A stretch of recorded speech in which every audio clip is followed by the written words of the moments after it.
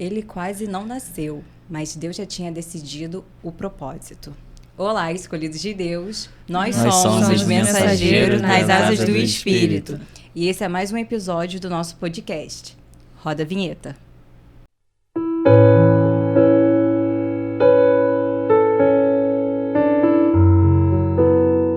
Então, com muita alegria, hoje recebemos o nosso pastor Eliezer Sena Quirino. É um pastor que é muito amado e querido pela gente. Ele é casado com a irmã Dalva, pai de 3 filhos e avô do nosso pequeno Davi. E já é um homem simples, de um coração generoso. Ele está com a gente nos momentos de alegria e que nos momentos difíceis ele está acompanhando as suas ovelhas. E também já tem uma longa caminhada no Ministério Pastoral e há 27 anos está à frente servindo na Igreja Batista de Laranjeiras. Pastor, seja muito bem-vindo aqui. Bem-vindo, é uma pastor. alegria e honra você estar aqui Obrigado. conosco. Obrigado, um prazer muito grande. Amém. Amém, pastor. Então, vamos começar, né? A primeira pergunta. Pastor Eliezer, a sua história começou antes de mesmo seu nascimento. Em que momento na sua vida o Senhor percebeu assim que a mão de Deus estava sobre o Senhor? Você pode falar um pouquinho sobre isso? É pergunta bastante difícil, né? Devido à infância difícil, nós aprendemos, como criança, a orar muito, a depender muito de Deus. Eu acredito que uma das vantagens da dificuldade, da pobreza, é uma dependência de Deus. Tem pessoas que fazem a opção de se revoltar contra a sociedade, contra Deus, contra a família, contra tudo. Mas, no caso, eu fui ensinado desde criança a depender do Senhor, com uma história. Então, isso, esse envolvimento de ficar orando e pedindo a Deus, então, eu creio que desde a minha tenra idade, eu já me conectava bem com o Senhor, com Deus. Mas é lógico que a fase adulta acaba o romantismo da adolescência, da juventude. Então, na fase adulta, um pouco mais de 20 anos, eu tive algumas experiências emblemáticas com o Senhor. E, como diz a pastora Joyce lá da nossa igreja, a gente via assim, é Deus purinho, né? Deus purinho. É a marca dela. Então, esse Deus purinho que a gente percebia, eu percebi em alguns momentos da minha vida, então eu posso dizer que ali eu vi mesmo a mão de Deus, eu senti Deus trabalhando. Amém. Pastor, quando que você descobriu o seu chamado? O meu chamado, eu cresci ouvindo que eu seria um pastor. Sim. Minha mãe fez uma promessa para pagar com o meu joelho. Ela prometeu, falou que se Deus desse um filho homem a ela, esse filho seria um pastor. Então, quando eu nasci, na igreja que eu frequentava, lá na Baixada Fluminense, todo mundo me chamava de pastorzinho. E quando eu me vi, num momento, tendo que ir ao seminário, no passado, os seminários, eles não eram... não era financeiro. Sim. A opção não era por dinheiro. Uhum. Tinha que ser gente mesmo que tinha um chamado. Sim. E nesse momento de ter chamado, diga aqui para mim. Sim. Nesse momento de ter chamado, eu me vi tendo que responder uma pergunta. Por que eu estava indo ao seminário? Sim. Porque minha mãe prometeu, porque eu ouvi desde criança que eu seria um pastor. Por que eu estava ali? Então, minha matrícula não foi aceita. Eu tive que voltar e uns 15 dias eu tive a resposta. Eu costumo dizer, pegando uma cola do apóstolo Paulo, dizendo assim, se foi em sonhos, se foi no corpo ou fora do corpo, eu não sei. Sim. Mas eu sei que aquele versículo, procura apresentar-te a Deus aprovado, fez toda a diferença. Eu entendi assim, eu vou ao seminário, eu me preparo. eu me apresento a Deus. Se ele for me usar na portaria da igreja, se ele for me usar como líder de homens, aonde ele me quiser, me coloca. Eu me apresento a ele, e é ele que é o técnico, é ele que é o dono do time, é ele que vai me colocar aonde ele quer. Eis-me aqui, né, Senhor? Eis-me aqui. Então, nesse caminho, eu já fui logo convidado para pastorear uma igreja em Pedra de Guaratiba, aí veio a consagração, então, aí dali prosseguiu. Amém. Entendeu? Amém. Estamos chegando quase aos... Amém. Mas teve algumas dificuldades ao caminhar? Muitas. Meu primeiro ministério estava tudo muito bem, aquele romantismo, e eu comecei, era uma igreja não muito grande, mas tinha algumas famílias que centralizavam o poder, e eu senti que o romance com essas famílias estavam sendo minado. E talvez pela inexperiência, aos 20 anos, que eu fui pastor muito, muito cedo. Então, aos 24 anos eu era pastor. Então, a falta de experiência acabou agravando essa crise. E essa crise, eu como jovem, me fez muito mal. Eu pensei assim, acabou, não quero mais, porque eu fui acusado. Por que eu saí daqui? Fui acusado porque estava sendo pesada a igreja. As pessoas me chamavam para almoçar, eu ia com a minha esposa e Lília Cristina beber. E a gente almoçava. Aí, para não ter dificuldade, algumas vezes a gente levava uma marmita, uma comida. Mas quando levava a comida, a gente não queria se misturar com o rebanho, nós nos achávamos. Aí, quando eu não levava, a gente não levava, porque a gente tinha que passar o dia na igreja e não tinha estrutura. Então, aí, às vezes, eu tinha que ir para quem convidasse. Então, eu ficava naquela situação dificílima. Então, isso me fez questionar o chamado. Deus, não foi para isso, não foi para essa humilhação que eu fui chamado e tudo. Mas aquilo passou, veio um outro convite, a igreja de Pedra de Guaratiba. Nessa primeira igreja eu fiquei 1 ano e 8, 9 meses. E lá na Pedra de Guaratiba, em Fazenda da Bica, em Cascadura, eu fiquei 10 anos e só saí mesmo porque Laranjeiras havia me chamado. Amém. Que bênção. Pastor, agora que o senhor falou um pouco, né, como foi seu chamado pastoral, desde da sua mãe que orou, o senhor se sentiu pressionado, assim, por ser o único homem, né, filho homem, e ter já esse peso de que você foi um fruto de uma oração? Você se sentiu de alguma forma pressionado, assim, desse chamado, de ser o único filho homem, de nascer? Eu vou dizer para você, essa pergunta é muito importante, porque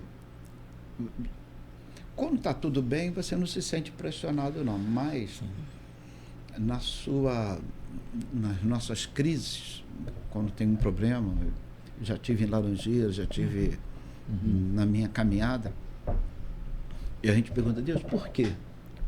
Porque eu não pedi, tu que me chamaste, então, por que isso está acontecendo? Então, vem esses questionamentos. Parece que a gente quer dizer para Deus assim, eu estava muito bem onde eu estava, né? E o Senhor me chamou. Eu poderia estar em outra carreira. Mas a gente vê que isso é meninice, passa, e graças a Deus que Deus é Pai, não leva em conta essas crises, essas malcriações que o filho faz. Né? Graças a Deus por isso. E vida prossegue. Amém. Glória a Deus, pastor. E assim, enquanto você estava falando assim comigo, com a gente aqui, eu estava pensando justamente isso, porque você falou que houve várias crises, né, assim, momentos específicos. Teve essa primeira, né, com essa situação da igreja, e aí você falou uma coisa assim que mexe com a gente, tipo assim, nesse momento que veio essa crise inicial, você pensou em seguir por outro caminho. Nas outras crises que aconteceu, veio já o mesmo tipo de pensamento ou veio alguma outra coisa? Assim, só mesmo o questionamento da situação? Não, aconteceu algo muito interessante. Assim que eu cheguei em Laranjeiras, houve um convite. Eu fui trabalhar no governo do estado do Marcelo Alencar. Ele era governador. Depois eu fui trabalhar no governo do Garotinho. Então eu acabei trabalhando como assessor do governador e tudo, então dá uma projeção. E teve um momento que eu estava fazendo um trabalho para a Companhia Estadual de Habitação, que é chamada SEAB.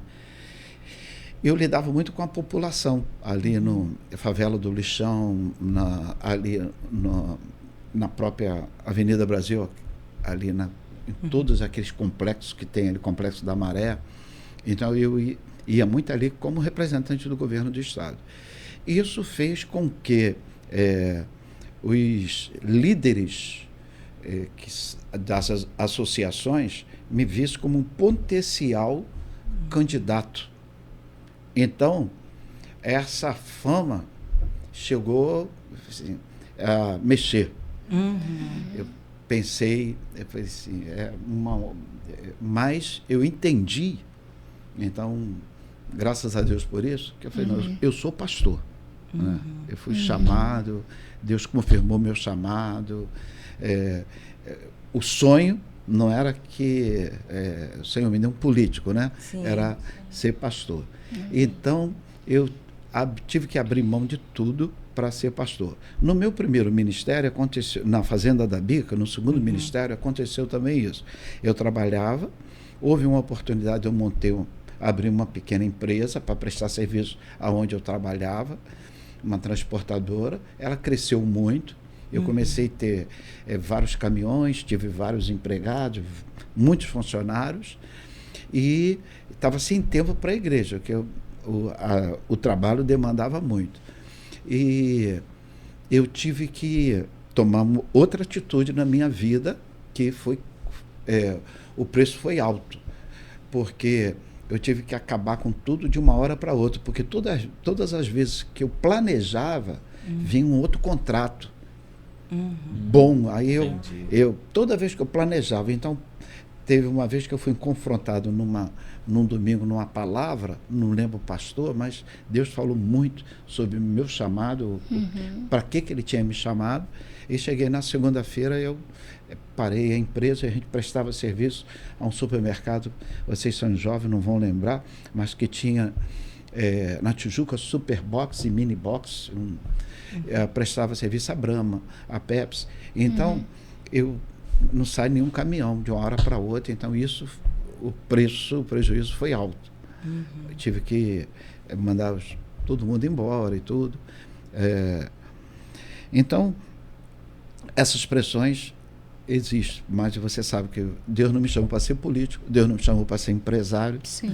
Eu acho muito interessante pessoas que dizem, que eu vejo que se apresenta para fazer seminário, a pessoa parece tentou medicina, não conseguiu, tentou ser advogado, não conseguiu, tentou ser isso, não conseguiu, aí vai para seminário. Então, honestamente, não é opção. Não foi, a pessoa não tinha mais o que fazer. Na minha caminhada, eles sempre ficam no meio do caminho porque Deus nos chamou. Então, eu acredito que ainda creio em chamado. Sim. O Deus ainda continua chamando. Entendeu? E eu me sinto chamado. Amém.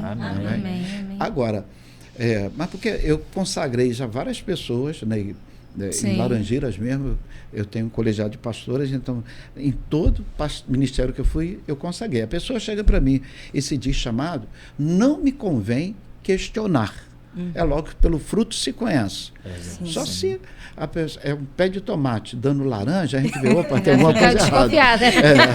Tem alguma coisa errada. Então, mas fora disso, por mais que você dando tomatinho, esse pé de tomate pequeno, foi assim, questão de adubo, Deus vai trabalhar.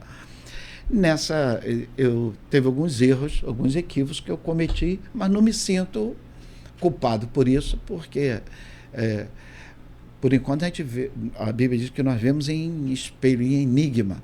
Né? Um dia nós veremos teremos toda a clareza, mas ainda não chegou. Sou limitado ainda. Sim. Amém. E, Pode falar. e pastor, assim, quando você estava falando isso, eu pensei assim, como Deus ele conhece o nosso coração, né? E já o plano mesmo que Deus tinha para sua vida. Porque o Senhor permitiu até que chegasse essas propostas até você. Mas mesmo assim, mesmo diante dessas propostas, o Senhor não se curvou, né? Você continua... Sim. Isso, ganhava bem, foi chamado para umas altas posições. E a gente vê como as pessoas acabam justamente assim, muitas vezes desistindo daquilo que Deus tem para elas, porque às vezes só está com o olho voltado para as coisas aqui desse mundo. É verdade. Né? E ali você teve esse... Eu imagino que você orou muito nesses momentos, né? Pedindo orientação de Deus, mas como você falou, você recebeu a palavra que não, eu entendi o que Deus me chamou. E muitas vezes a gente não... As pessoas ficam assim, acho que com essa dúvida, né? Tipo assim, cara, como é que reconhecer a voz de Deus, né? Como é que ter essa certeza? Porque às vezes a gente tem aquele momento, tipo assim, tudo bem, Deus falou comigo. Mas será que foi Deus mesmo? Será que foi coisa da minha cabeça? Mas, Camila, é interessante, quando você gosta daquilo que Deus gosta do homem, do ser humano. Sim. Então, Deus mandou seu filho morrer pelo homem. Então, o amor dele é muito grande pelo homem. Então, quando você gosta, por isso que eu gosto de visitar, se a pessoa está aflita, eu gosto de estar. Então, eu não sou um bom pregador, eu não sou um bom administrador, mas gosto do pastoreio. Entendeu? Porque muito se diz pastores, mas não se envolve. Pastor tem que envolver com a ovelha. Né? E se você é pastor de gabinete, ele pode ser outra coisa, mas no passado ele pode ter sido pastor, mas naquele momento ele não está sendo pastor, porque pastor tem que se envolver com gente, né? Sim, é verdade. E interessante também você falar que da sua trajetória você teve que ter uma renúncia, né? Renunciou tudo para poder chegar onde você está. E você, dentro da sua caminhada, né, você deparou com várias pessoas que tinham supostamente o chamado, mas logo, ao passar do tempo, esse chamado não aflorou. Deixa eu usar um termo assim chulo, né? Pipocou. Eu creio que essa chama ainda abrasa dentro de você, né? Certamente. Por isso que o chamado, ele chama. Né? É verdade. Então, isso é importante você entender, porque eu entendo assim, muita gente fala assim, eu fui chamado a pastor, eu quero ser pastor. Eu sempre falei para até mesmo minha família, até mesmo minhas irmãs, que pastor para mim é um cargo muito importante, é essencial. E pastor que não toma conta das ovelhas não é pastor. E você falou uma coisa aqui importantíssima, tem muito pastor que não toma conta das suas ovelhas. Porque tem que ter amor, né? As almas, né? Tem que ter as paciência, pessoas, né? Sim, que lidar, a gente sabe, lidar com o público, né? Ser humano, é ser humano. É um hospital, né? Tem que ter paciência e tem que gostar mesmo do ser humano, tem que abraçar. Eu faço isso, não é protocolo, não tem essa matéria no seminário. Eu faço porque é de mim mesmo. E é um prazer, né? Você sente prazeroso. Sim. Estar ali, poder cooperar com qualquer pessoa. Eu já fui pastor, quando cheguei em Laranjeiras, eu era pastor auxiliar e agia da mesma maneira. Então, independente do cargo, eu sempre agi da mesma maneira, porque esse título é pastor auxiliar, é pastor titular, isso é do homem. Né? É verdade. É Deus que coloca você na posição. Eu gosto muito daquela história hoje a gente existe ainda, Jovens para Cristo, não sei se é o nome, me foge o nome, acho que é uma organização, Jovens para Cristo, que começou na Inglaterra, que eles evangelizavam os universitários. Sim. E isso foi um rapaz que começou, ele foi na faculdade que ele estava fazendo um seminário, que lá tanto nos Estados Unidos e em vários outros países, não tem um seminário específico para teologia. Você está na universidade e dentro da universidade você tem a teologia. Como tem história, como tem outro. E esse rapaz, ele estava estudando teologia. Ele começa a evangelizar os universitários. E quando ele começa esse movimento, a coisa começa a crescer. Existe até hoje. E aí ele termina e ele, praticamente 2 anos depois, ou 3 anos depois, de formado, ele morre. Ele tem uma doença e morre. Aí o questionamento é, poxa vida, nem chegou a trabalhar. Ao contrário, ele não esperou o título para trabalhar. Sim. Ele deixou um legado que muitos da classe dele, que sobreviveram 50 anos depois, não deixaram. Por quê? Ele não esperou nenhum reconhecimento de homem. Ele entendeu que Deus o chamava e ele começou a fazer a parte dele. E até hoje existe essa organização que faz um trabalho com universitários. E vocês sabem mais do que nunca como é necessário, né? É verdade, é verdade. Hoje em dia, acho que mais do que nunca. Acho que nunca. Ele mesmo. Pastor, ao longo desses anos pastoreando pessoas, qual foi o momento mais pesado emocionalmente que o Senhor passou? Que o Senhor precisou ir na presença de Deus sem palavras? Seja com pessoas ou na sua vida, fica à vontade. Eu tive uns momentos assim dificílimos. Então vamos lá. Primeiro foi quando eu cheguei em Laranjeiras, eu assumi a igreja de Laranjeiras, não tinha conhecimento de um débito que a igreja tinha. A igreja, por conta de gestões anteriores, o pastor estava talvez já com uma certa idade, a esposa dele era muito doente e a coisa talvez não tomou conta dessa área. Já era um problema que vinha, era o IPTU da igreja. E chegou um momento no Rio de Janeiro, acho que em todo o Brasil parece, que hoje sempre as igrejas, instituições, as escolas, elas são isentas de pagar o IPTU. Mas chegou um momento que eles entenderam que tinha que ser pago o IPTU. Bem, a igreja não tomou conhecimento disso, então na década de 70, a Igreja Batista de Laranjeira começou a ter um débito. E esse débito cresceu, foi crescendo. Eu cheguei já no final de 80. Então, quando eu cheguei, era uma dívida muito alta. Misericórdia. E não era mais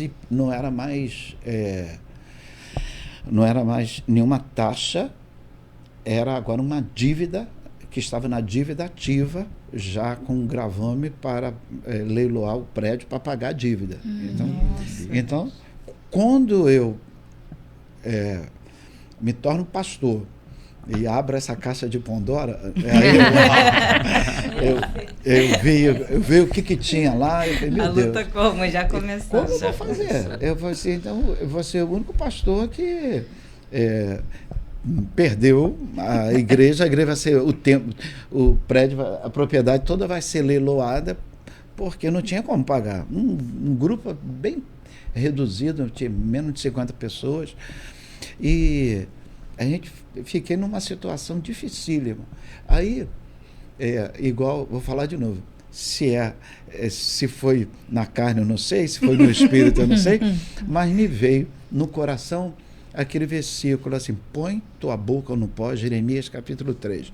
Talvez assim ainda haja esperança. Amém. Aí eu convidei a igreja a fazer uma campanha, boca no pó.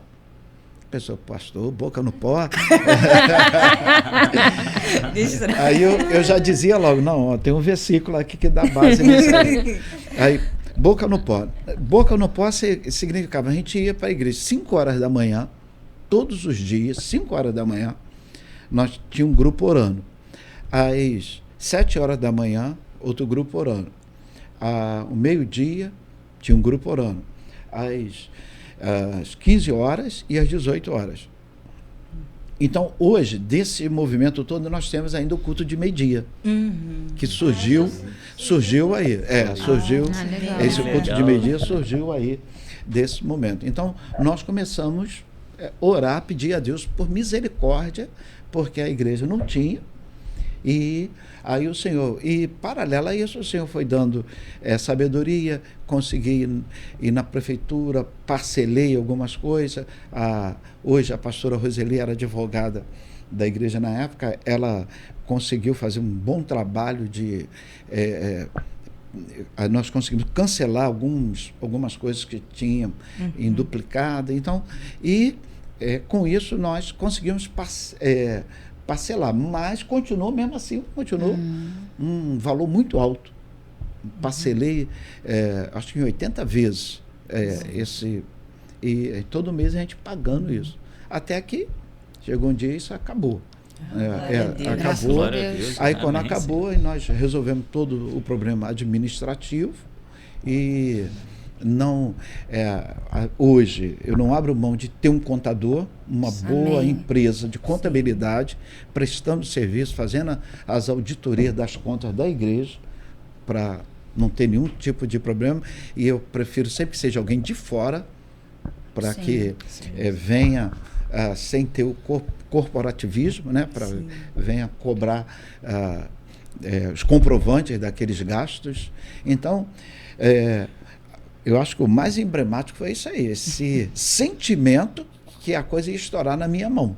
Mas, por mais que a gente comece a orar, é uma caminhada, né? A gente não sabe aonde vai dar isso. Mas é um processo, né? Acho que muitos iriam desistir, olhar assim. Exato. Poxa, cheio de dívida.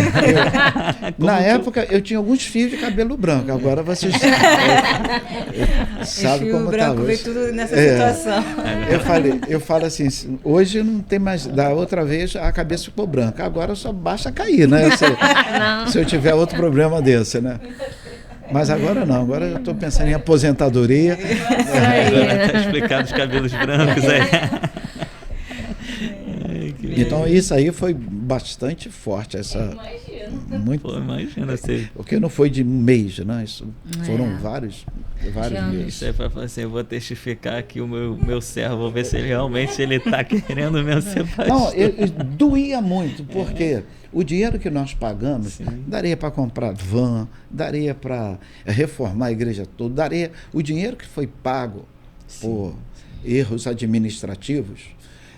Então, foi um prejuízo muito, muito grande. Mas o Senhor está no controle. É Deus do ouro e da prata, né? Amém. Amém, glória a Deus. Sim. E, pastor, imagino que, assim, em frente ainda a essa situação que aconteceu toda, né, assim, essa campanha de oração, teve também lutas durante esse período, assim, que você foi presenciando, coisas assim, batalhas ali que... Eu vou te dizer de uma batalha espiritual. Eu sei que muitos que vão ouvir, talvez... vai achar que é misticismo da minha parte, mas eu estava na Fazenda da Bica, e quando eu cheguei na Fazenda da Bica, a igreja, a água da igreja não era legalizada ainda. Quem abastecia a igreja, porque construíram a igreja, de um lado esquerdo tinha um centro, do outro lado tinha um centro, então a igreja estava ali no meio, ali, batia tambor, o outro fazia de outra maneira, que eu não entendo bem o que era isso. E quem servia a água da igreja era um desses centros, até para batizar e tudo, vinha de lá. Água, não deixava de ser água, mas não era uma coisa que a gente deveria achar que aquilo era normal, e então procuramos fazer essa legalização. Bem, aí Deus bota no meu coração, eu resolvi fazer uma campanha Jericó. Campanha Jericó, a igreja ia ficar orando durante um período de um ano, e toda vez a gente passava a noite em oração, e quando a gente terminava a oração, no momento lá da madrugada, nós saíamos e rodava o quarteirão. Sim. Igual Josué fez, caladinho. Só foi gritar, tocar a trombeta, foi no último. Então, para que as muralhas caíssem, então fizemos isso. Não precisou ser 7, acho que foi durante o ano, mas a última, aí foi mesmo, não fizemos de madrugada, porque a gente queria, aí nós saímos com o Ministério do Louvor, cantando, com caixa de som, empurrando ali um carrinho. Então nós fizemos isso. Bem, foi muito bom, nós fizemos, a igreja, ela estava fazendo, a gente fez uma obra, o templo era em cima, a gente tinha de um lado umas esquadrilha de alumínio e vidro. E de um lado lá do centro, teve um dia que a gente tinha inaugurado, tinha ficado tão bonito. Eu lembro que o dono lá do centro, como antes, quando o tempo era embaixo, não incomodava, mas quando subiu, o som mexia lá, os louvores e tudo. E o seu Luiz, na época, que era o pai de santo, ele me procurou, a gente conhecia muito ele, porque ele sempre a gente pegava água com ele lá para abastecer a igreja. Essa época a gente já estava com a água já registrada. Ele me procurou, falou que o som estava atrapalhando lá o centro lá. Aí eu pedi para o Ministério de Louvor da igreja abaixar. Não foi suficiente, ele falou de novo. Aí eu tive uma infeliz ideia de fechar os basculhantes da igreja, todos, para que o som não chegasse lá no centro. Bem, uma sexta-feira houve um temporal e toda a esquadrilha, uma segunda-feira, toda a esquadrilha de alumínio caiu para dentro da igreja, toda. Aí a zeladora me chamou, eu corri lá na igreja. Quando eu cheguei, eu vi aqueles vidros retorcidos, era um local muito pobre, foi com tanta dificuldade. Então, eu reuni todo mundo, dei as mãos e oramos em cima daquele caco de vidro, em cima daquele. Eu me ajoelhei naqueles cacos de vidro, pedi perdão a Deus, porque eu amordacei a igreja dele. Eu estava entendendo que o Senhor estava dizendo assim, não amordace a minha igreja, abre espaço para o meu louvor prosseguir, nada de abaixar som. Então, nada também exagerado, a gente tem que ter um limite, mas eu não posso ficar igual os 3 porquinhos encolhidos lá dentro. Então eu entendi que o problema era, pedi perdão a Deus, chorei ali. Bem, isso foi uma segunda-feira, creio. No domingo, quem não esteve na segunda-feira para ver, não acreditou no que viu. Por quê? Eu fui procurar os vidraceiros, expliquei o que tinha acontecido. Eles botaram o vidro, não me cobraram nada. Eu procurei o dono da esquadrilha de alumínio. Eles, não sei se fizeram outro, fizeram. Eu só sei que no domingo estava tudo no lugar. Amém. A igreja, tudo no lugar. Agora com os vasculantes abertos, né? Tudo no lugar.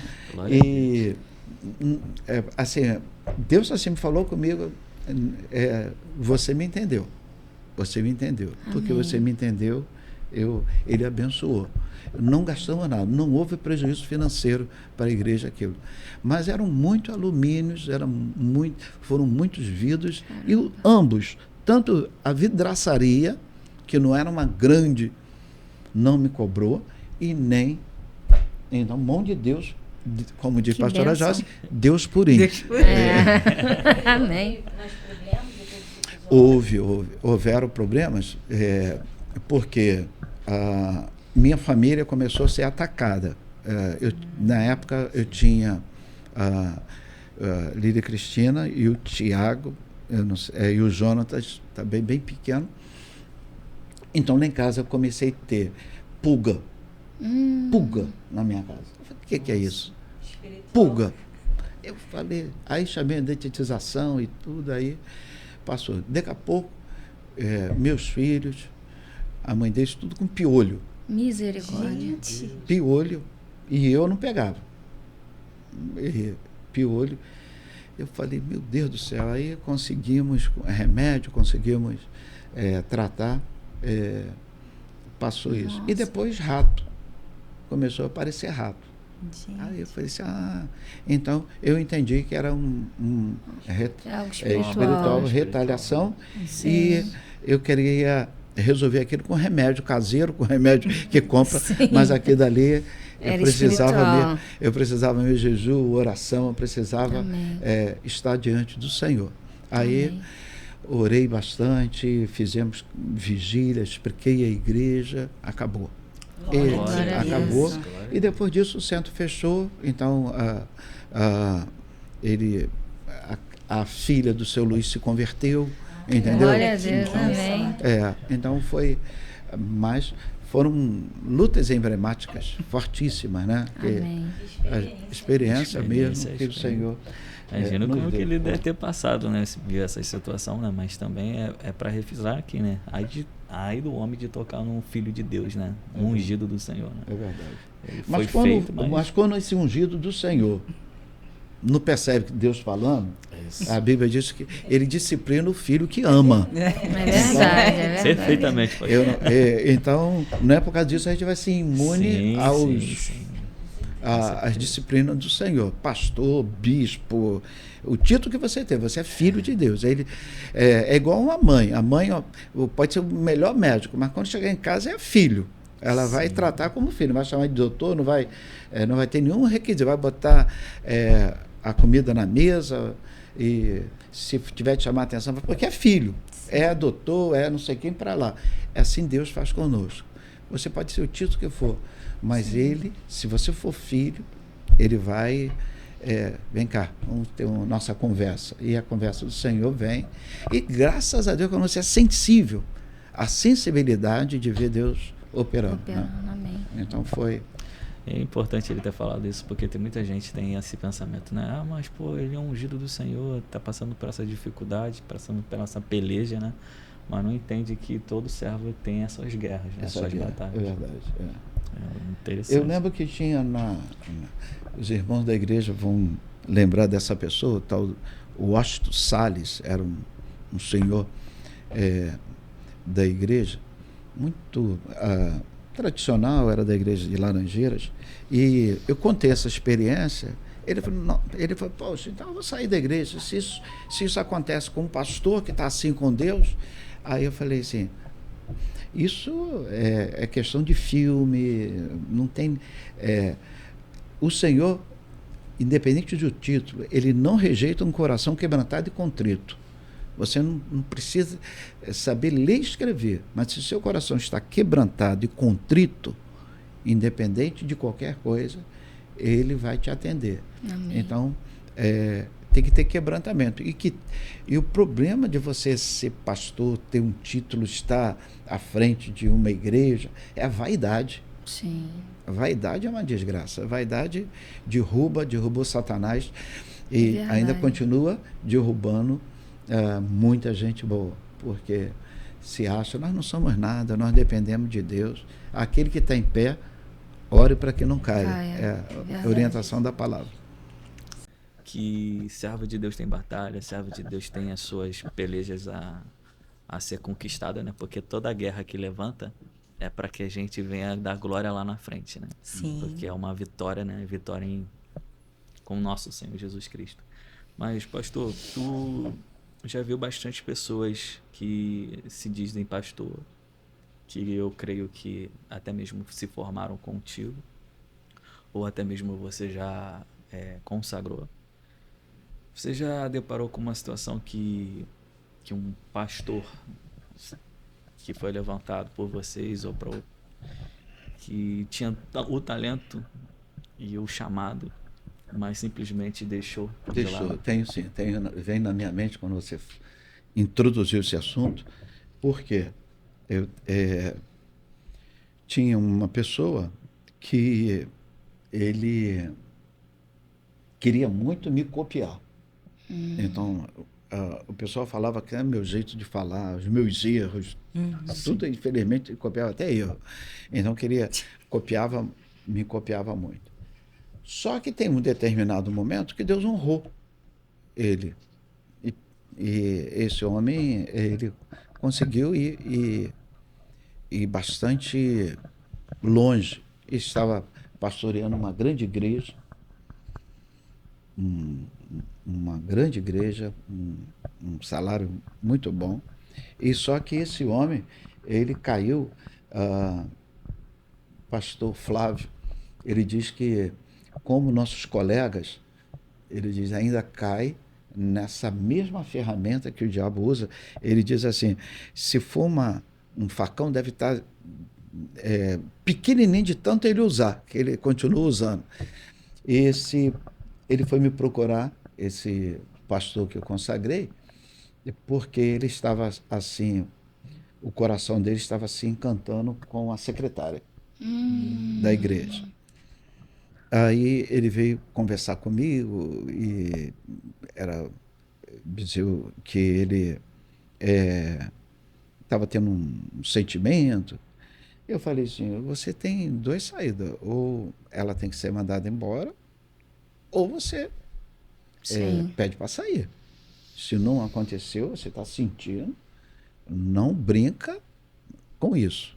Sim. Porque se já está nesse troca de olhares e o respeito acabou de pastor e ovelha, então a carnalidade aí tá grande. Então toma preocupação com isso. Porque agora vamos pensar aí, você tem 3 filhas, meninas, tem a sua esposa que guerreira ao teu lado, não merece isso. Não, de forma nenhuma. Independente disso, tem Deus que está vendo isso tudo. Como é que está o Espírito Santo? É verdade. Entristecido. Perfeitamente. Porque ele conhece o teu coração, sabe que você... Mas ele prometeu que ia fazer e a menina continuou, e até que eu soube que ela tinha deixado o marido, ele tinha deixado a esposa, e foram morar juntos. Nossa. E me procurou, e eu falei para os dois assim, olha, eu avisei, isso não vai dar certo com vocês, então se vocês estão querendo minha bênção para isso, isso aí não dá certo. Não demorou 3 meses, eles mesmos começaram a brigar e acabou. No pecado, o prazer é do homem, mas a alegria é do diabo. É verdade, é verdade.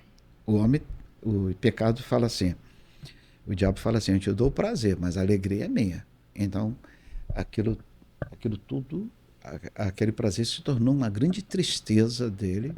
A igreja foi dividida, uma grande igreja. Alguns jovens saíram da igreja. Foi um escândalo muito sério para a igreja.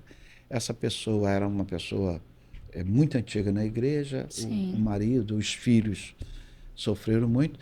Não deu certo. Aí eu conversei muito com a esposa e ela conseguiu perdoar ele. E ele entendeu essa oportunidade. Hoje eles estão casados. Mas eu falei assim, não pastorei mais. Você pode ter o título de pastor, mas não fique mais à frente. O dia que você estiver à frente, sendo chamado para alguma igreja, eu vou nessa igreja, não pastorei mais. Aí, mas todo mundo tem direito de errar. Eu falei assim, então, deixa Deus primeiro tocar no meu coração, que eu te avisei, você está vendo que você é fraco nessa área, então não faça mais isso. Mas graças a Deus ele me ouviu, já se vão quase 15 anos, a esposa perdoou, eles continuaram juntos, as filhas casaram bem, e não pastoreia mais, mas está na igreja com a esposa como membro, em uma outra igreja. E a igreja se levantou, né? Veio outro pastor e assumiu. Então, eu falo isso com muita dor. tinha tudo, sabe? Um igrejão, Era talentoso. Talentoso, e pregava bem, dinâmico, articulado, bom. Como vendedor, hoje ele tem assim, um talento maravilhoso. Então, para você ver. Então, Sim. infelizmente, isso acontece, né? A gente tem que estar de olho mesmo. É por isso que a gente vê também o seu carinho que você tem com os seus pastores lá da sua igreja, né? Você sempre que está perto, procurando saber se eles estão Exatamente. Isso ainda continua acontecendo. Infelizmente. É uma arma que o diabo usou no passado, usa até hoje. A gente tem que ficar vigilante. Não só pastor, mas todo mundo. No casamento, no trabalho, vai ter aquele amigo, né? E hoje em dia, né, até a questão da vestimenta que a gente vê nas igrejas, né, não em várias, né, que a gente frequenta bastante. E você vê as vestimentas, você entendeu? Vê, de vez em quando você recebe vídeo, né, de pessoas dizendo as vestimentas. Até mesmo lá no púlpito, né? Isso, Você olha assim e fala assim, misericórdia.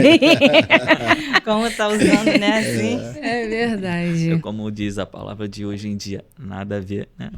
É verdade. Essa coisa da sua cabeça, você já está ultrapassado, o tempo já passou. Mas eu vou dizer para você, eu também já lutei muito de pessoas maldosas na igreja. Tanto menino como adolescente, tudo, eu defendia uma roupa normal. Aí a esposa me procurar dizendo, fulano está vindo com uma roupa muito esquisita e meu marido fica olhando. Aí eu falei, o problema é ele, que eu não vejo. Eu sempre procuro saber com a minha esposa, com a Dalva, o que tu acha? Não, normal. Então, a maldade está na pessoa. Também está na pessoa. Então, eu não vou fazer assim, botar em cima da ala feminina essa responsabilidade, que tem gente que é maldoso, tem homem maldoso. É verdade. Tem que se converter primeiro, converter os olhos, né? Com certeza, então, é verdade.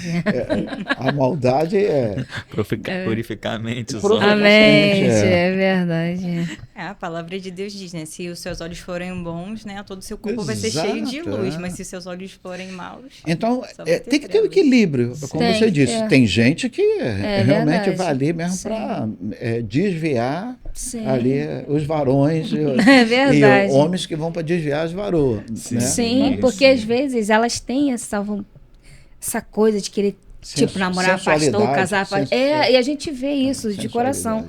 Quando eu frequentava outra igreja, né, que eu não vou citar nomes, eu era do grupo jovem, as meninas ficavam, o sonho delas era casar com o pastor. Eu falava assim, gente, calma aí, cara, relaxa. Não tem essa necessidade, no tempo certo, ele vai botar a pessoa certa, né? No caminho, mas tinha aquela necessidade que tinha que arranjar. Falei, não quero isso pra mim, não. Por enquanto, não. Amém, glória a Deus. Não, porque tem que ser tudo baseado conforme a vontade de Deus, né? Sim. Não chegar a questão que a gente vê. Vou dizer que tem que... a Dalva, as pessoas dizem, pastora. Ela não é pastora, ela é minha esposa. Ela é serva do Senhor. Ela mesmo diz, ela é minha esposa. Ela não é pastora, ela é médica. Sim. Então, não é porque é esposa do pastor, é pastora. Não. Então, a pessoa não pode colocar peso no ombro da pessoa que não tem, né? Sim, é verdade. O título, né? Então, o gente, título. A gente vai dar uma pausa aqui, né? O papo tá muito bom, muito maravilhoso. Aqui eu vou falar para vocês que quiserem ser o nosso patrocinador, vai estar um link aqui na descrição, aqui embaixo. Aí você pode entrar em contato com a gente no direct, pelo Instagram. E, claro, se sentir no desejo de você ofertar, né? Porque Deus honra aquele que oferta também. E se sinta à vontade. Faz o seguinte, nós estamos tendo uma conversa aqui maravilhosa com o pastor, né? Pastor Eliezer. Ele tem muito para nos ensinar. Pega esse vídeo aqui, compartilha, manda para primo, tio, tia, entendeu? Todas as pessoas que têm um chamado do Senhor, que ainda brada aqui dentro do seu coração, e fala para ele não desistir e assistir esse podcast que com certeza vai falar com você. Então é esse recado que eu quis passar para vocês. E vamos continuar aqui com nossa conversa maravilhosa aqui com o nosso pastor. Amém. E posso fazer o gancho? Posso, então, pastor? Pode. Você falou da primeira batalha espiritual que você passou pela tua igreja.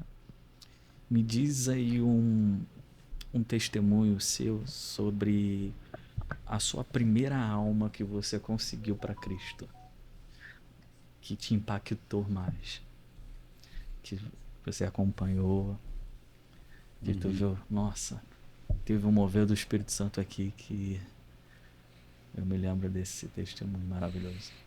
Eu estou no ministério há muito tempo, né? Sim. Então já se vão, assim, quase 40 anos. Mas só eu tive chamei a turma, nós comemoramos 40 anos de formado.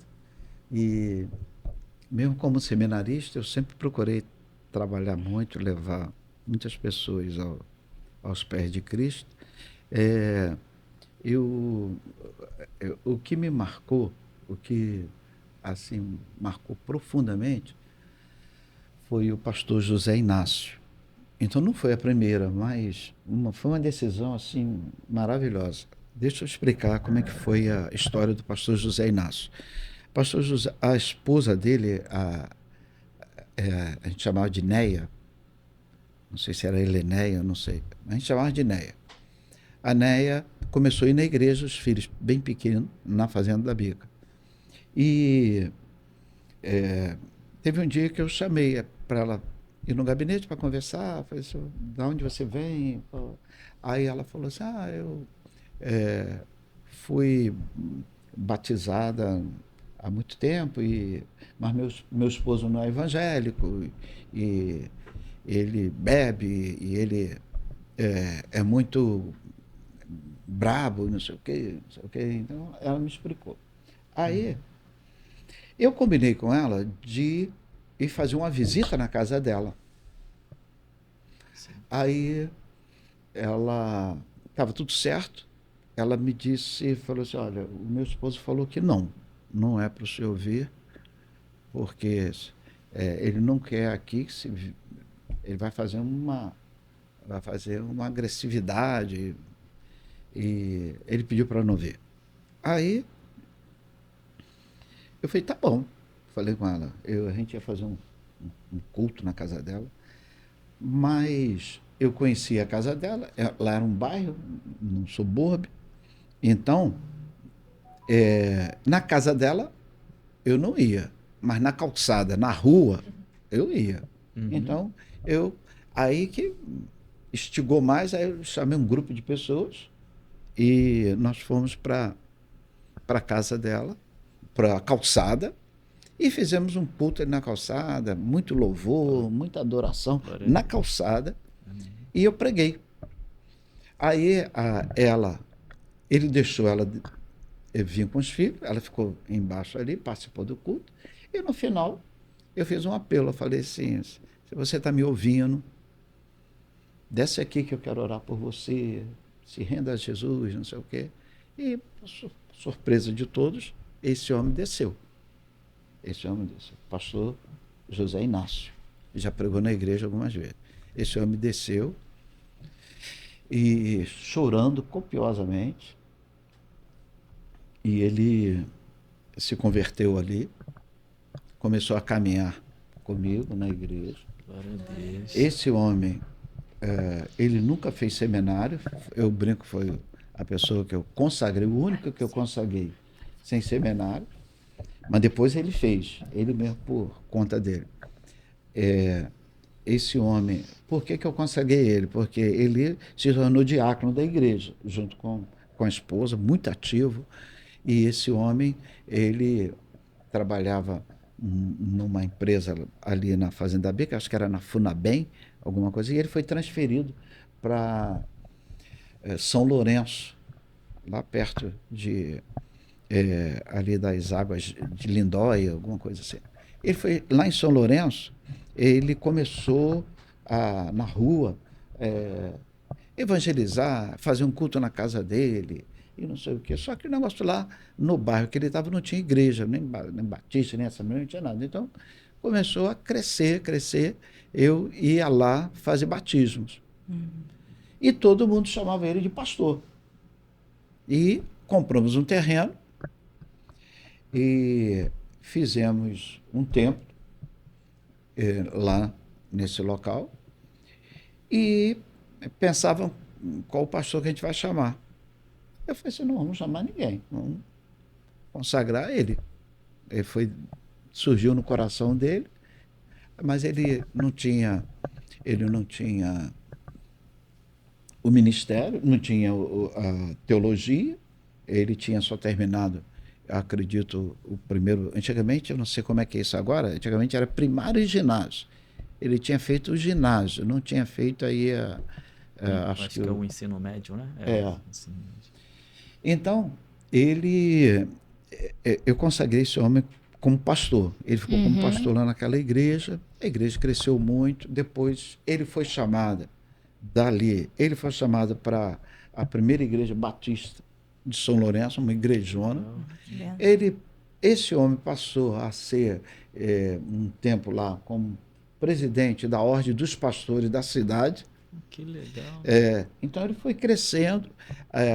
Lá ele conseguiu fazer um curso de teologia lá em Minas. Que bênção. E mesmo sendo pastor, ele fez o curso dele de teologia e Deus abençoou muito. Amém. E até hoje é um pastor que deixou uma marca maravilhosa nos ministérios dele. Então, é um testemunho maravilhoso. Então, o que me marca foi a conversão dele. Sim. O que me marca foi a conversão dele. O que me marca também foi o chamado dele para o ministério. Aconteceu dessa forma, né? E é pastor até hoje. E Amém. teve muitos que eu consagrei com teologia, com doutorado, pós isso, pós aquilo, e hoje estão fora. São fora. Né? Que testemunho. Não justifica nós não nos prepararmos. Sim, precisamos. com certeza. O meu filho Tiago quis ir para o seminário. Aí eu falei, primeiro vai fazer uma faculdade. Mas como isso? Não tem que primeiro... Eu falei, não, primeiro vai fazer uma faculdade. Por quê? O que eu vivi, eu não quero... Agora eu aprendi. Eu tenho que ser mais maduro para entrar no seminário. Precisa. Você sabe que Jesus demorou 30 anos para fazer o ministério de 3. Se preparou 30 para o ministério de 3. Sim, Às vezes a gente quer fazer o ministério de 30 e se preparando 3 meses. Aí não tem a gente como. não quer a preparação. Verdade. Então eu falei assim, primeiro se prepara. E ele fez engenharia, depois fez o mestrado, aí ele foi fazer a teologia. Então, e a mesma coisa com o Jonatas. Primeiro se forma, primeiro seja maduro para fazer, eu acho que aproveita mais. Sim, porque amém. a gente, muito jovem, a gente perde aquilo que tem valor, né? Então, acho que a caminhada, a experiência é muito boa. Amém.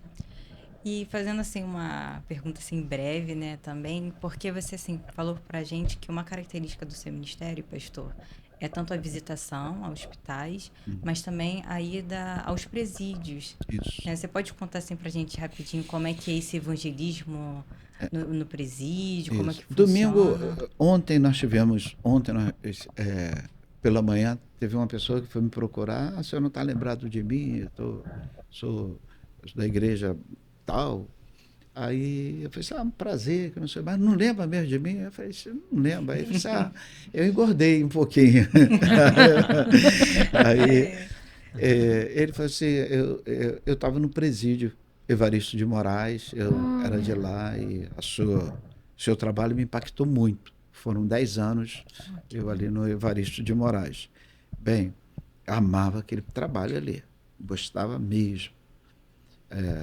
Para entrar era uma dificuldade que os guardas diziam que a gente estava dando boa vida a bandido.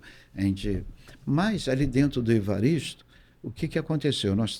Ele era comprido, o diretor permitiu que essa primeira parte aqui fosse daqueles que não eram da igreja. Sim. E essa segunda parte é só mesmo a cela dos irmãos. Então você entrava aqui tudo sujo, tudo escudo do Flamengo jogado, tudo sujo, horrível mesmo. Imagina. Aí quando você atravessava um outro portão, entrava nessa ala aqui que tinha a igreja, foi permitido fazer um templo lá dentro. Então, é aqui desenhos assim de o Espírito Santo nas paredes, e versículo, e tudo limpinho, eles tudo arrumadinho, tudo. É uma outra vivência. Então, o presídio foi muito marcante, porque não existe como socializar a pessoa se não for através do evangelho. É verdade, Besteira. é verdade. O presídio não, o Estado não vai conseguir fazer essa proeza de devolver o cidadão recuperado para a sociedade e para a sua família. Não vai. Só o poder do evangelho que faz com que a pessoa lá dentro a pessoa possa modificar a sua vida. Porque a facilidade do crime faz com que a pessoa, na primeira dificuldade, vá optar em fazer novamente. Então, o presídio foi muito bom. O problema é quando eles saíam. Dentro do presídio era muito bom. Aí a irmã, a Denise, a mãe do pastor Cláudio Barreto, fez uma ONG de Luz da Liberdade, projeto Luz da Liberdade, que dava cesta básica durante 3 meses aos ex-egressos, dava cesta básica, dava opção de emprego, porque tem empresas que elas contratam ex-presidiários. Então, ela fazia contato com essas empresas e conseguia levar. Por quê? Quando eles saem do presídio, a igreja que não ajuda, a sociedade que diz não, a família precisa comer. E muitas vezes o crime vai dizer, toma aqui uma cesta básica, toma isso, toma aquilo. Começa a alicerçar novamente eles para dentro do crime. Então, é um trabalho, Luz da Liberdade, quando o preso sai, é um trabalho que você está lutando contra o sistema, que é triste, é terrível. Então, esse trabalho assim, foi um momento muito bom na minha vida. Gostei muito de ter a oportunidade de fazê-lo. Outro trabalho que eu gostei muito foi a primeira vez que eu fui à África. Fui à África e tive umas experiências assim muito marcantes. Agora, com o pastor Nélio também nós tivemos experiência, mas na minha primeira viagem à África teve um momento em que nós víamos mesmo a maldade que o diabo faz com aqueles que se permite estar na mão dele. E teve um momento que a gente estava montando a tenda, que nós montávamos, íamos na cidade, pedir autorização à prefeitura e montávamos uma tenda, uma lona de circo. Aquilo ali durante o dia era local que a gente fazia atendimento. Eu, como no quartel, eu fui enfermeiro, tinha feito um curso de enfermagem, então aí eu ali comecei também a trabalhar ali durante o dia, cuidando das pessoas, e à noite, aquela lona de circo, aquele ali, as pessoas iam, nós pregávamos o evangelho, cantávamos, tocávamos, e tinha muitas decisões ali durante o período que ali ficamos. Então, foi algo assim muito marcante que nós tivemos a oportunidade de fazer. Bacana, amém, pastor. Mas aguçou um pouquinho a minha curiosidade aqui. Além dessa experiência que você teve na África, você sentiu o ambiente? Porque dizem, né, E eu concordo com isso. Para você ir para a África, você tem que estar preparado. Tem mesmo. Porque lá é um país que pratica, né, outras culturas, que é contra o nosso Senhor.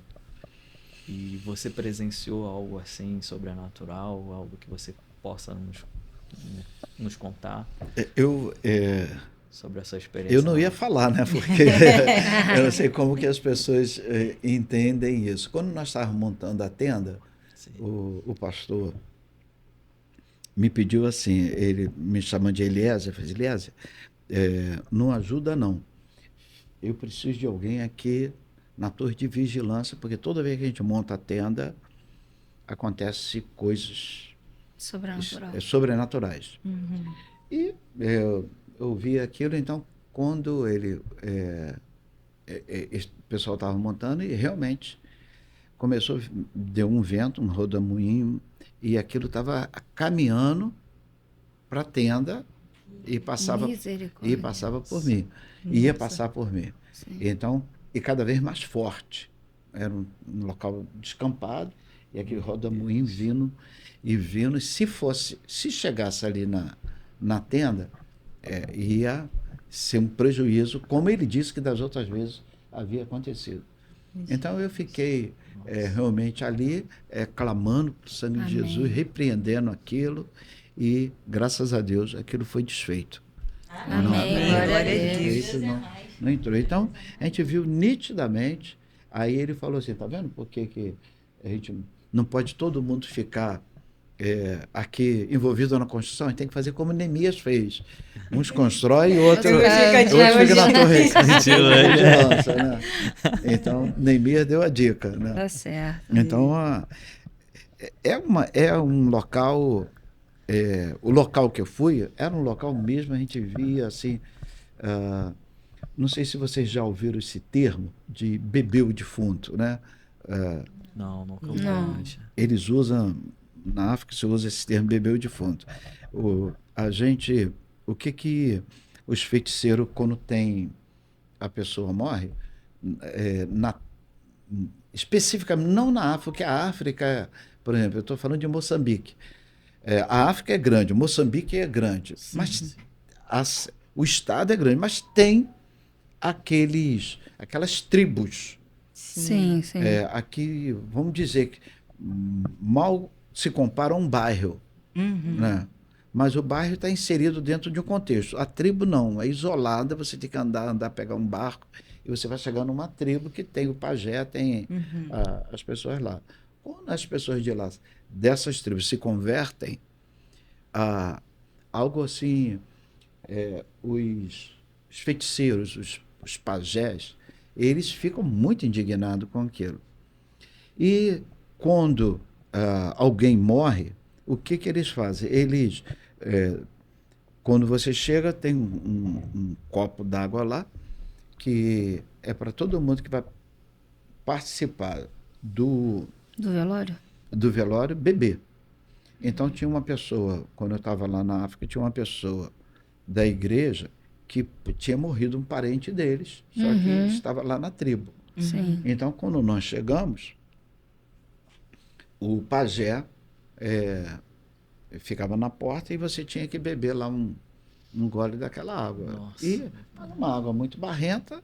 E eu já saí daqui orientado, do Brasil, orientado a água mineral, então eu me recusei e ele ficou muito indignado.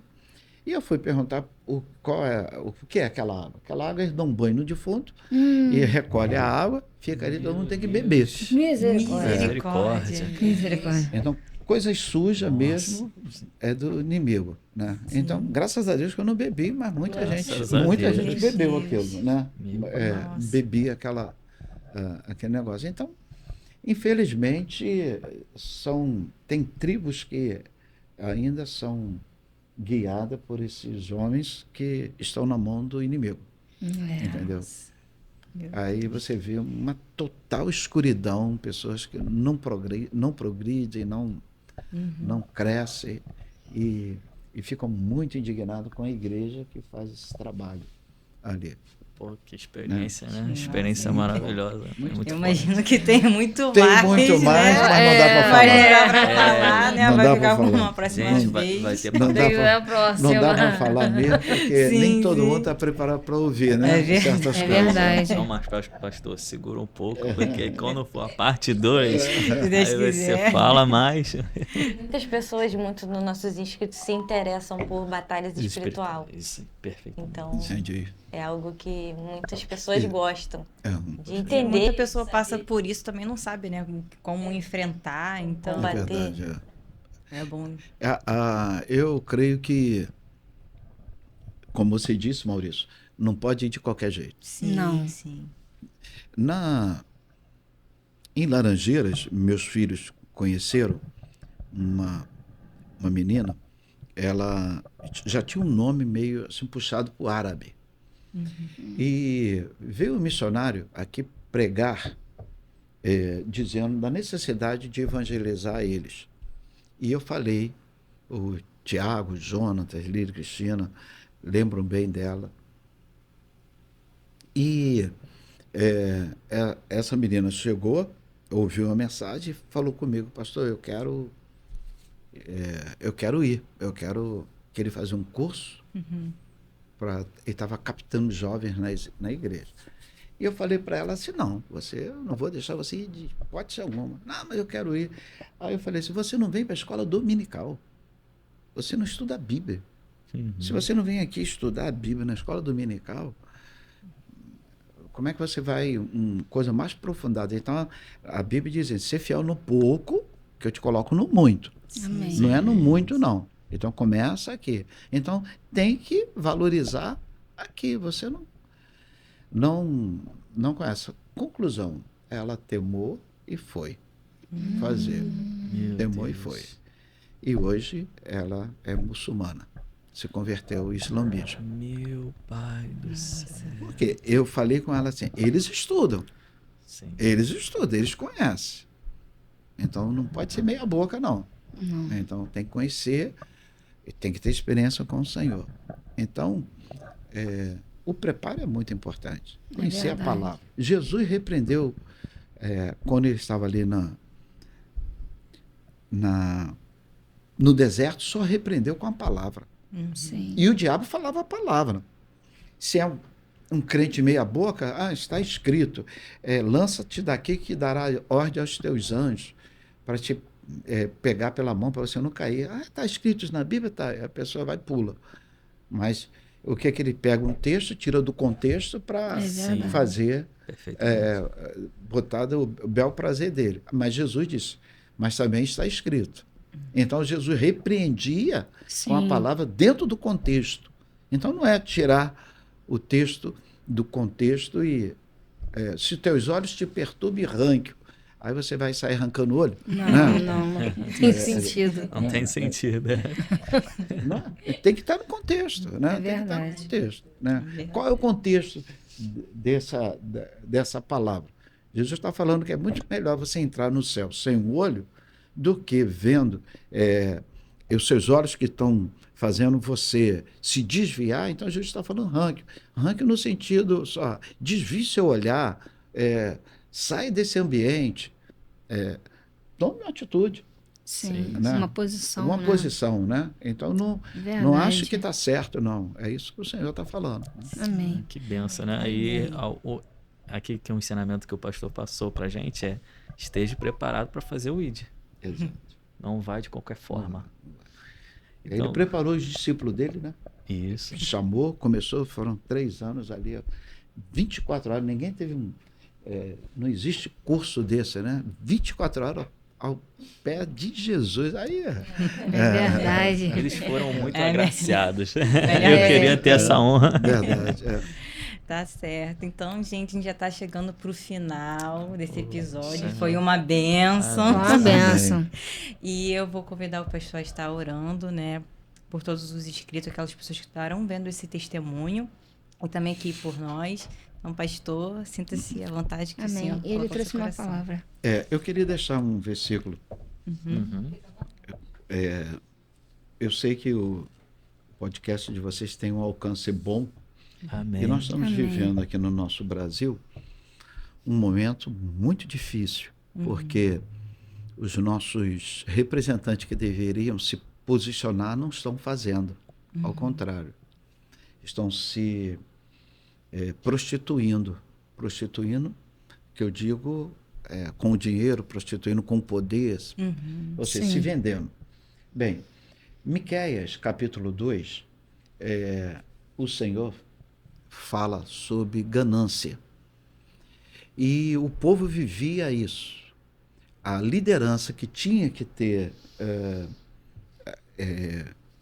orientado o povo, a liderança não estava fazendo. Miqueias foi um profeta que foi contemporâneo de Isaías. E ele falou tanto para a tribo do norte, as 10 tribos do norte, como para a tribo do sul, a tribo de Judá.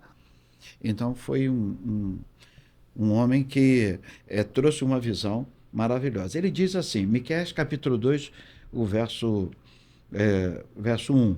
Ai daqueles que ainda no seu leito imaginam a iniquidade e planejam o mal. Ao amanhecer, eles praticam, porque têm poder para tanto. Ele está falando de pessoas que têm o poder da caneta. Fica de manhã, está ainda o que eu posso fazer para me dar bem? O que eu posso fazer para botar mais dinheiro no bolso? O que eu posso fazer para puxar o tapete do meu inimigo? Então, o Senhor está dizendo assim, ai daquele que ainda no seu leito, ainda deitado, já começa a planejar o mal. E quando levanta, toma banho, vai para o escritório, ao amanhecer, eles praticam, porque tem poder para tanto. Isso está falando para os nossos governantes. Mas também fala para você que tem o poder, que exerce poder, liderança sobre... Você é um gerente de uma empresa e eu quero saber como é que eu vou prejudicar aquela pessoa. Ou você é um professor, você tem uma certa autonomia.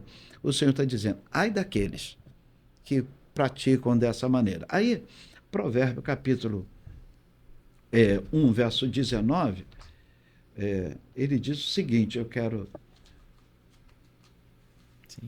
1,19, ele diz assim,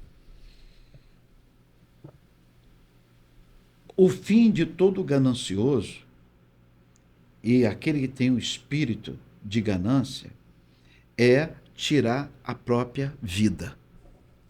O Senhor está falando assim, o ganancioso, a pessoa que não se contenta com o que tem e a falta de contentamento com o que nós temos é muito perigoso, porque eu fiz um curso na Fundação Getúlio Vargas de marketing e, na época, o professor ele sempre dizia o seguinte, o que você precisa fazer é a pessoa desvalorizar o que tem para tentar possuir algo.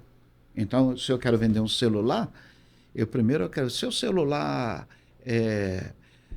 celular lança a imagem, seu celular faz um barulho assim, seu celular... Aí você vai dizer, não, meu celular não faz isso, meu celular não faz isso. Aí você vai desvalorizando, a pessoa induz você a desvalorizar seu celular, seu carro. Outra coisa, seu marido faz isso, seu marido faz aquilo, seu marido te leva para jantar, seu marido... Então, ou seja, eu quero polir, eu quero dar brilho nos defeitos. Isso que o inimigo faz. Ele vai sempre apontar os meus defeitos. Ele vai querer polir, ou seja, o que vai chamar a atenção são os defeitos. Então o Senhor está dizendo, ai dos gananciosos, ai daqueles que fazem isso, porque fazem isso orquestrado, fazem isso já planejando o seu intuito. Ele quer chegar a um objetivo. E o Senhor está dizendo, ai daqueles. Nós, como somos detentores da palavra, então a gente precisa levar a palavra de amor, a palavra de salvação, e vale a pena confiar nesse Jesus. Amém. Amém. Glória a Deus. Agora vamos orar. Pastor, pode orar por nós. Posso orar? Senhor, nós queremos te agradecer por essa manhã, uma manhã proveitosa, uma manhã, Senhor Deus, onde podemos abrir o nosso coração, ó Pai, e compartilhar, ó Deus, ao longo desses 40 anos, ó Pai, algumas experiências, Senhor Deus, ao teu lado. Sabemos, ó Deus, que muitos que estão me ouvindo, ó Pai, talvez tenham muito mais experiências contigo, ó Pai, e nós glorificamos o teu nome por isso. Mas é tão bom, ó Deus, falar daquilo que tu podes fazer, que tu ainda operas, Senhor, no nosso dia. Tu és o Deus de ontem, de hoje, será eternamente. Nós queremos te glorificar. Eu quero, ó Deus, te agradecer, Senhor Deus, pela vida desses jovens, Senhor Deus, que estão aqui, Senhor Deus, que tiveram, ó Deus, a iniciativa de fazer esse trabalho, ó Deus. Pai Santo, venha, Deus, suprir as necessidades. Venha dar, Senhor Deus, recursos. Manda, Deus, patrocinadores. Mande, ó Deus, pessoas para, Senhor Deus, serem bênção, ó Pai. E que todos que sentarem aqui, ó Deus, forem entrevistados, ó Deus, sejam, ó Pai, inspirados por Ti, Senhor, para não falar de si mesmo, mas para falar daquilo que Tu ainda faz em nossas vidas. Supre, ó Pai, as necessidades. Muito obrigado, ó Deus, por esse espaço, pelos técnicos que operam aqui. E eu te louvo, ó Deus, e te agradeço por esse dia, por esse ano que começa, Senhor Deus. Já estamos nos despedindo desse primeiro mês, Senhor Deus, do ano, e nós te louvamos por isso. Em nome de Jesus. Amém. Amém. Glória Amém. a Deus. Amém. Glória a Deus. Obrigada, pastor. Obrigada. E tchau, gente. Até o próximo Até o episódio. próximo. Tchau, tchau.